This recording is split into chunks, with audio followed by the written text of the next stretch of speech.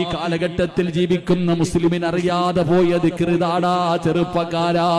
ഇസ്ലാം സമുദായത്തിൽ മുസ്ലിമീങ്ങളിൽ ആത്മഹത്യ വളരെ കുറവായിരുന്നല്ലോ. ഇപ്പൊ മുസ്ലിമീങ്ങളുടെ ആത്മഹത്യ വല്ലാതെ വർദ്ധിക്കുകയാ. കയറെടുത്ത് തൂങ്ങുകയാണ്, നരമ്പ് മുറിക്കുകയാണ്, വിഷമടിക്കുകയാണ്.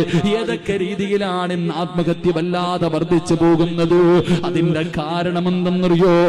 മക്കളോട് വഴക്ക് പറയാ, മക്കളെ വഴക്ക് പറയാ ഉമ്മയ്ക്ക് പേടിയാ, മക്കളെ തല്ലാ വാപ്പയ്ക്ക് പേടിയാ. ചോദിക്കുന്നത് വാങ്ങിക്കൊടുത്തില്ലെങ്കിൽ റൂമിനകത്ത് കയറിയിട്ട് കഥകടച്ചിട്ട് തൂങ്ങുന്ന കാലവാ. SLC പരീക്ഷ തോറ്റതിന്റെ പേരിൽ ചാകുന്ന മക്കളുടെ കാലവാ.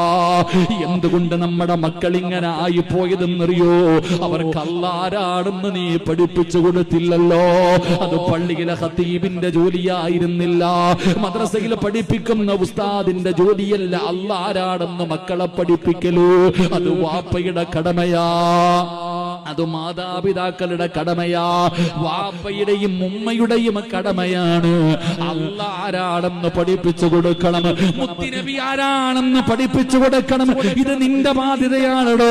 ഇത് നിന്റെ കടമയായിരുന്നടോ? അത് പഠിപ്പിച്ചു കൊടുക്കാത്തതിന്റെ പേരിലല്ലേ നിന്റെ മക്കൾ ആത്മഹത്യ ചെയ്യുന്നത്? എന്നിട്ട് അവസാനം ഇരുന്ന് കരഞ്ഞിട്ട് കാര്യമില്ല. അതുകൊണ്ട് എന്റെ പ്രിയപ്പെട്ടവരോട് പറയുകയാ, നിങ്ങൾ പറയും സിറാജ് ഉസ്താദ് പറയാ വളരെ എളുപ്പമാണ്. ജീവിതത്തിൽ ചില പ്രയാസം വരുമ്പോ സമ്പത്തുകൾ മുഴുവനും നഷ്ടപ്പെട്ട് കോടികളുടെ കടം വന്ന് വീടിന്റെ മുന്നിലേക്ക് കടക്കാര് വരുന്ന രംഗമുണ്ടല്ലോ, തകർന്നു പോകുന്ന ചില സമയമുണ്ടോ?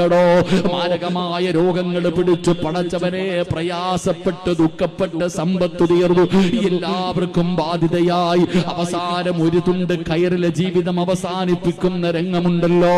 പലപ്പോഴും അങ്ങനെ ചില രംഗങ്ങൾ കടന്നു വരും. റബ്ബേ നീ ഞങ്ങൾക്ക് ഈമാൻ നൽകണേ അല്ലാ, ക്ഷമിക്കാനുള്ള മനസ്സ് നൽകണേ അല്ലാ.